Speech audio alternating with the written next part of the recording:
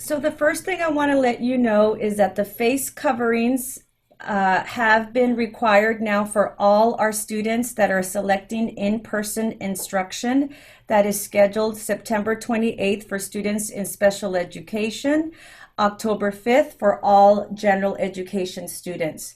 Please notice required for all staff and visitors and for all students.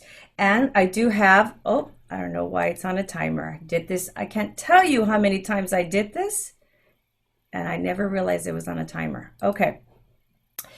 Required for all students, face covering masks and shields, okay, but not only shields. I've had a few parents ask me if they can wear a shield, not a mask, and as of right now, and is okay, but not or.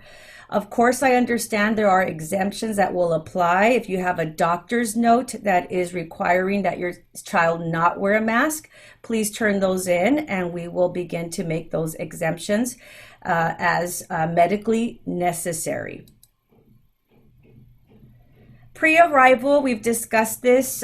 We will take a tour right now, and so we just want to make sure that all parents understand if they can help us, if they feel like their kids have a fever or any symptoms, signs of COVID, if you could please keep your kids home.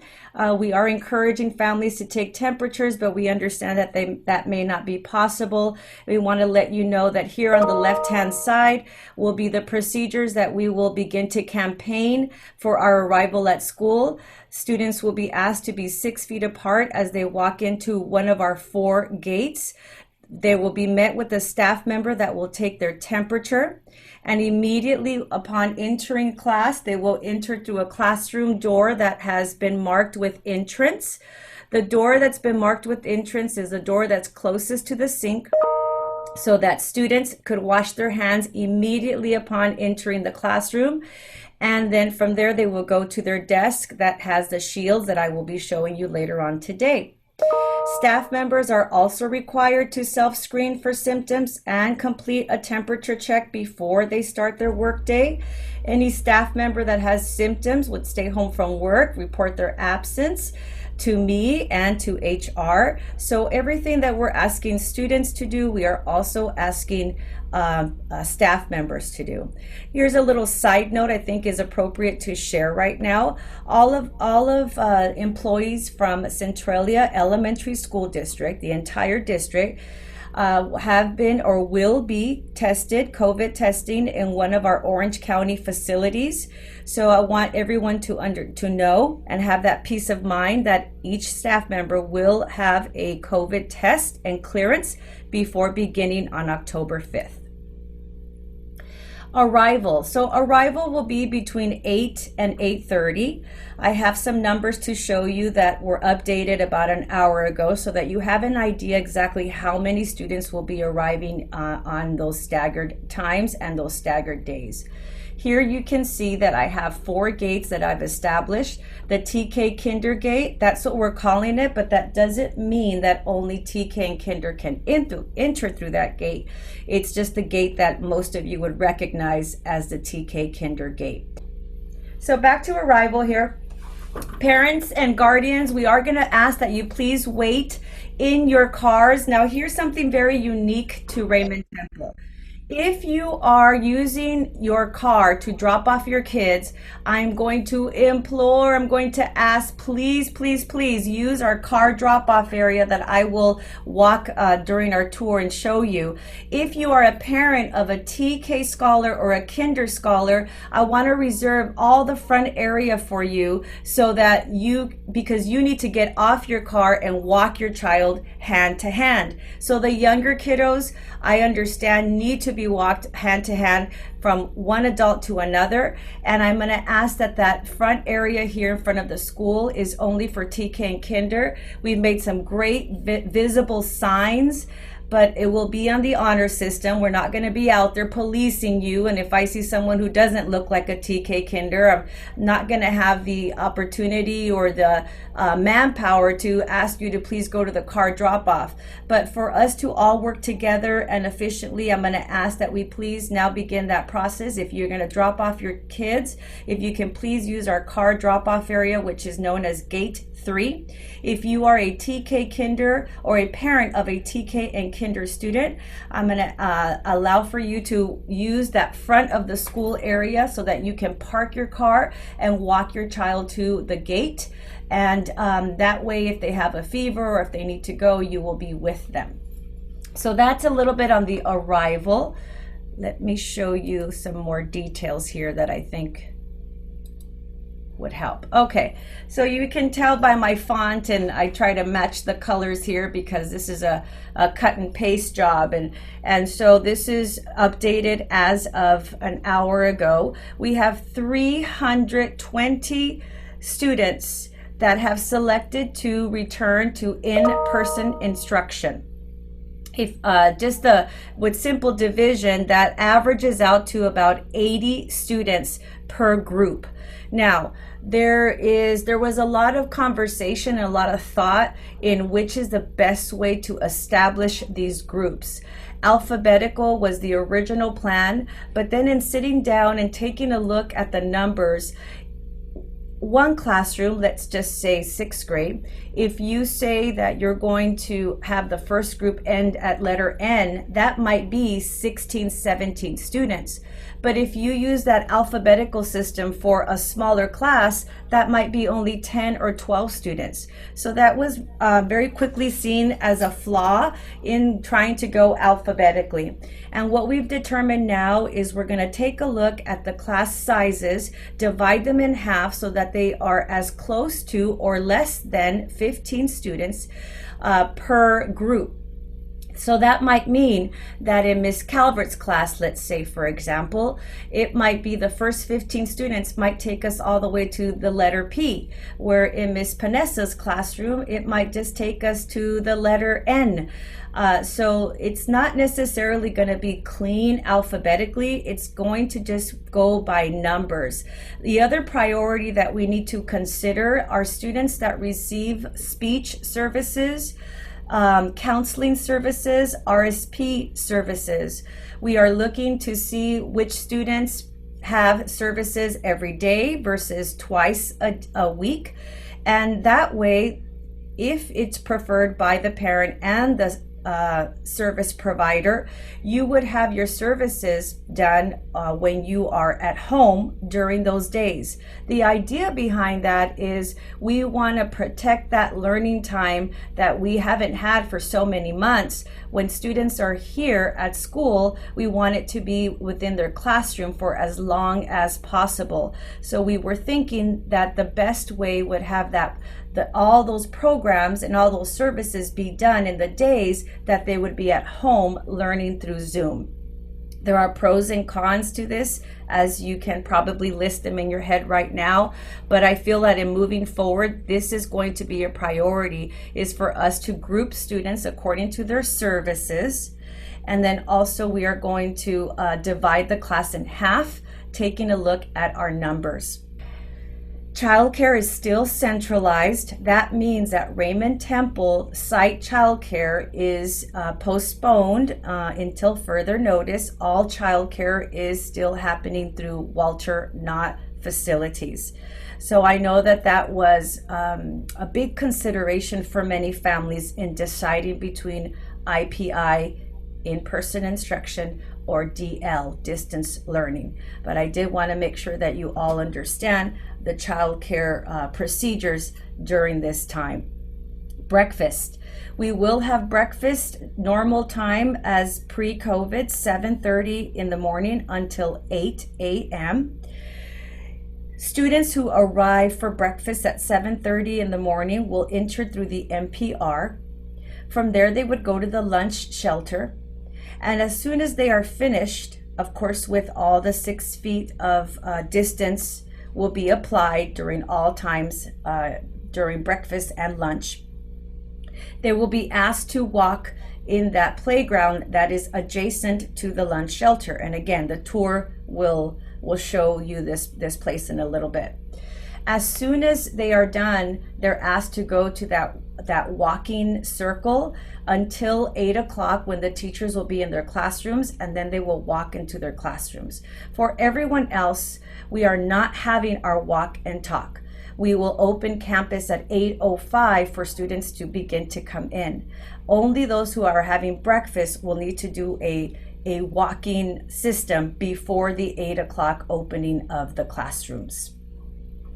As I mentioned before, we're going to go through our points of arrival. Right now we have 4 here at Raymond Temple, and what you can expect are some stickers on the ground. It's actually duct tape, and the duct tape will be measured 6 feet in distance. Students will wait on an X until it is available for them to enter the gate, have their temperature taken, and then from there they will proceed following. We have yellow directionals and blue directionals.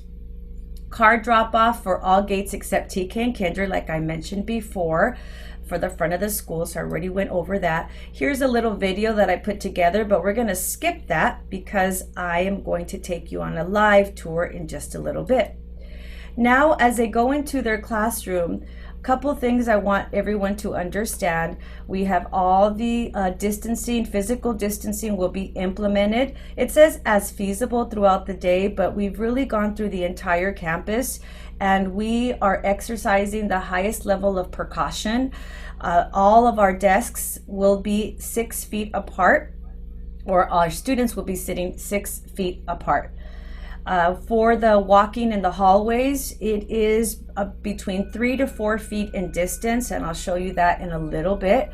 The idea is that we have two-way traffic in the hallways because we figured that our young scholars are really going to be challenged if the hallway is just one way. I know many of you probably have seen that system in a market, and it's very hard to navigate. So I decided on a two-way system, and I have a picture in a little bit to show you. Student materials and supplies will be provided, and we're going to really try to prevent the sharing of materials. I also wanted to let you know there has been a change in technology from the last coffee chat that I had with a few of you last week. Last week I did share that computers would be one-to-one, meaning that if you have a computer at home, you get to keep it home because the computer here at school will be provided. Well, things have changed, and so the following I guess systems for technology will be implemented. Chromebooks available for in-person instruction is as follows. For classrooms TK and Kinder, each class will have a set of 6 within the classroom. The idea, of course, is being that the kids won't need as much screen time when they're here. We understand that the younger kids the least screen time is actually preferred for those younger learners. So they will keep their Chromebooks at home, and they will have 6 classroom touch screens here for instruction as needed, but not preferred. For grades 1 through 3, each class will have a set of 23 computers in the classroom. Of course, during each 2 days, when we are alternating groups, they will be cleaned in between those uses. And for grades 4th through 6, students will be allowed to bring their computers from home. And as a result, we understand that backpacks now need to be allowed for those students. So this is probably the biggest change since last week. Grades 4th, 5th, and 6th, we will be asking for them to bring their Chromebooks, which means that they may need to bring their backpacks. And I can share this PowerPoint with you. Once it's completed, I will share it in my Sunday message. Here's a picture of our directionals. And you can see the red line. That is what we're calling our intersections. We've determined that we need intersections where the hallways intersect so that students can navigate where they need to go next. It'll make more sense when I take you on the virtual tour. Each of our classrooms has an entrance and exit sign on each door. Like I mentioned before, the entrance only is the door that's closest to the sink. There is one exception, and that is Miss Needle's class, room 2. She has one door in the front and one door in the rear. We are looking into problem solving because that grassy area can get pretty marshy, especially with the rain or when the landscapers come in. So we're trying to figure out what the best system is for room 2. Right now, we have the entrance in that front door and the exit in the back door. Here's a picture of our classroom. You can see the double desks, and there's an extra chair there. There's no student that will be in that chair. Those chairs will more than likely be removed and placed in our storage bin that we just received last week. So each of those double desks will be only for one student. The idea of the double desk is that students have all that space where that chair is without the screen to place all of their personal belongings. And I try to take an aerial view of the screens there for you. They look a little opaque, and the reason why is that there's a film in each of these screens that right now our custodian is peeling. There's 6 different sheets. So they will look they'll be more clear once those sheets are removed, but that's why you see that sort of off-white opaqueness. Here is a sketch of my Civil Engineering 101. The black X's represent duct tape in the color gray, and that's going to be my parent and student waiting area. As you can see, it's on the perimeter of the school. The idea is to step away from the past practice of parents and students congregating in front of the school here. It's a beautiful area, and it was meant for parents and students to wait there, but with COVID, we really need to disperse the crowd.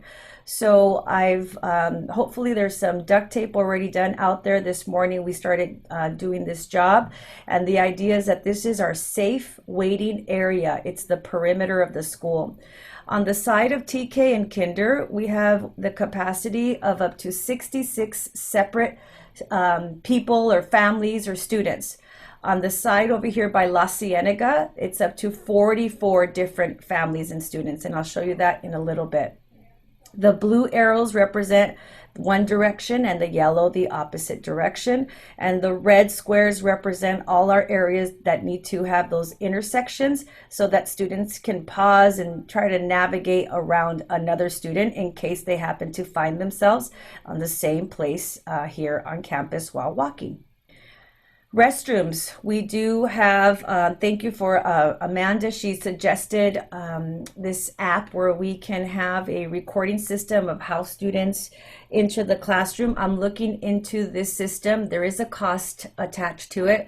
If I don't use the 5-star system, I believe it's called, I'm looking into PBIS to see if they can offer the same kind of log, an electronic log of students in case there is a time when 2 students from 2 different classrooms end up in the restroom.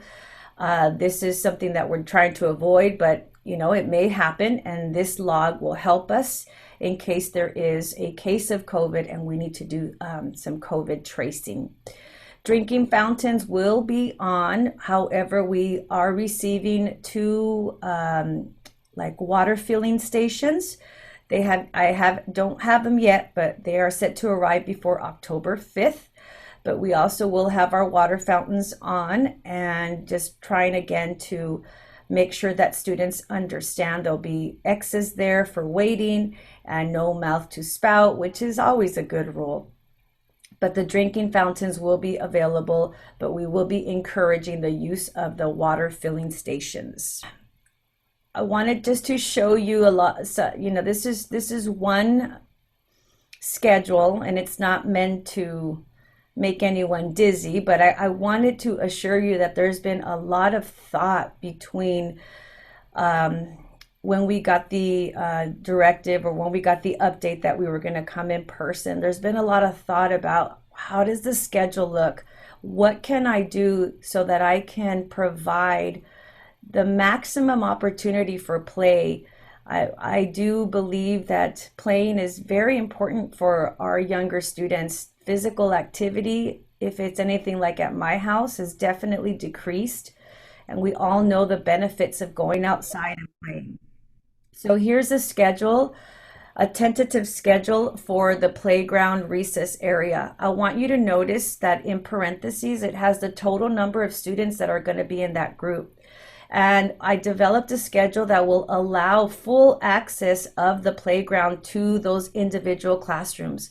And in between each recess, as you can see, 9 to 9:15, the next recess isn't until 10 minutes later.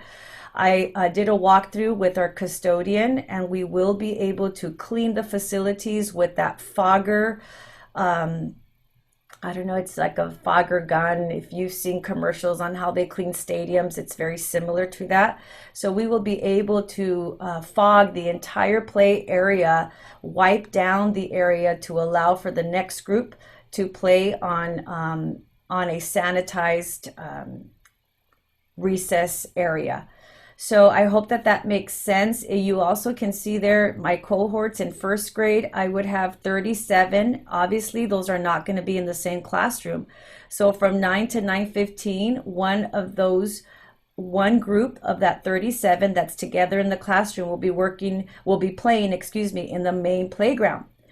And the other group will be in the childcare playground, which is a smaller playground, but it offers different like handball, basketball, dodgeball, foursquare, hula hoop. So they'll be separated, but they will have access to the entire playground. And then as you can see, there's 10 minutes that divides that first recess to that second recess, again, to allow for the cleaning of the areas in between uses. The only thing we've determined that right now we really can't navigate is team sports, basketball, hockey, soccer. For obvious reasons, those tend to have a lot more contact. So everything else students will be able to play, but team sports at this time will be postponed until we have a higher clearance of COVID guidelines. Everything else, though, will be available to students. I am going to zip tie every other swing to allow for more distance, and we're also going to put some some circles, some stickers, some decals that say "Wait here" in our big toy, and I'll show you that as well in our tour. Okay, so I know that's a lot of information. Let's take a walk. I mentioned before, but I'll mention it again in case I know many of you weren't able to join me last week. I did measure this grass area right here, and it's greater than 6 feet. And so we will be adding some "Wait here" decals right here. As you can see, there's an X right here. This is where we'll put a decal, and there's also an X on the fence. What that means is if you need to wait in past practice, the front of the school was the area where parents and students preferred to wait. During COVID times, this is an area I really need to keep clear so that students can walk in safely and parents who need to visit the office can have that social distancing that is required. So instead, I will mark the perimeter of the school. Each of these poles is more than 6 feet in distance, and you would be able to wait here and also right over here where that gentleman is walking. I'm not sure if you can see him, but that fence adjacent to the parking lot will also be marked with X's where parents and students can wait. This area right here is going to be what I'm calling my family reunion place. I'll put some paint on the grass, some chalk paint, and this is for those students who, my brother's in 4th grade, my sister's in TK, or this is going to be the area where kids and parents can meet if you have multiple kids in different grade levels. Our Boys and Girls Club will be picking up on that side, and we'll walk over there in a little bit. But Boys and Girls Club will no longer be here. They're going to be picking up off of La Cienega. Speaking of Boys and Girls Club, I did invite Todd from the Boys and Girls Club to this coffee chat. I'm not sure if he's with us, but if you have any questions about their services, he is more than happy to answer any question about and before school services that they are ready to start up again. Okay, so this area here, like I mentioned, really needs to be clear. So that's my whole idea with a parent waiting area. Here's the TK Kinder gate. Students would wait on the X, and then there would be a person here. Thank you. Thank you, Miss Matthews. You're live. Oh, hi. There you go. Okay, so let's just pretend Miss Matthews would be the person saying hello. She would take my temperature. All right, and then we continue. So as you can see here, our arrows are starting to come together. I'll go through here. We're going to have arrows all throughout the hallways here. Entrance.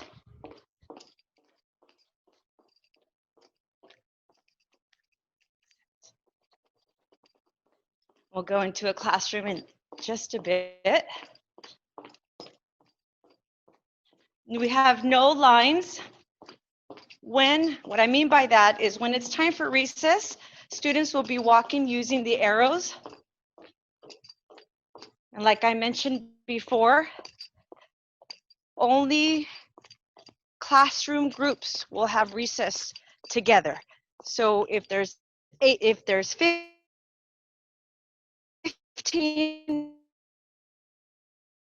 in that other smaller playground, and the 10 minutes in between to allow for cleaning. We are going to zip tie every other swing, and we're going to be placing decals. Wait here for the big toy. I'm gonna place a decal right here. Wait here, and then there'll be another decal top of the stairs, and then there can be another decal right here before each slide. Again, the idea is for me to try to create as much opportunity for these students to be able to play. I know they want to play, and so I'm really trying to actively ask for your students. Snack area continues to be the same for grades 1st through 6th. 2 to a bench here, and I'm going to also add some benches right over there beyond the big toy where you see the ducks storage. I'm going to place some benches over there as well so that we can have enough space for 15 students to have a snack. If you haven't seen our garden, I'm not going to walk back there anymore because I'm going this way. But if you can see our garden, the Greenbelt has those beautiful murals. Well, all throughout that perimeter of the garden, we have benches. So that's a perfect area to spread out as well and to open it up for snack time. Okay, we are now walking to gates 3. Here's the smaller playground. This is great. Gate 3, our car drop off. We're going to have waiting decal stickers here as well. That's your TK and Kinder. Remain in the front of the line until we give you the thumbs up that your child can come onto campus. So this is our car drop-off area that I'm asking all parents to please use unless you're in TK Kinder. Take this chance to show you our new benches.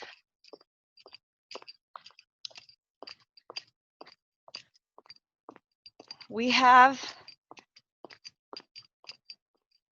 if we do 2 2 to a bench. We have enough room to safely, 6 feet distance, 67 students. 2 to a bench. So these are all brand new benches here. 2 of these benches will be going to TK Kinder area, and 1 bench will be going to our DHH pre-K. They'll be having lunch in their classroom. Okay, the last place I want to show you, just for the sake of time, because I'm sure this is not very exciting video. This is La Cienega, and this is where Boys and Girls Club, this is where they'll be picking up and dropping off. And this is our gate 4. So gate 4 will be open for students to come through here if they like as well. And this is the new Boys and Girls Club drop off and pickup area. So those are our 4 gates. For lunch, just like recess, I've developed the same schedule. I can combine 2 classrooms because I have a max capacity of 67, 2 per bench. So I can have maybe the entire grade level here, but they will be separated. And then when it's time to play, they would each go to a different play location. I think the last thing we can do is go into a classroom and take a look inside a classroom. And I didn't bring my headphones with me, so I can't take questions live like I did last week. Want to say hi? You're live. I'm live on Zoom right now. Can I go in your room? I can show everybody. Oh, and the film has already been taken off, so you can see the difference, parents. This is why I mention it. Big difference when the film is removed. So we are in Miss Moy's classroom. But the setup is similar. We're using these double desks. We have enough for every classroom except for kinder. We need a different setup for kinder. And the idea is that this is their space and this is their space as well. Let's get back for questions.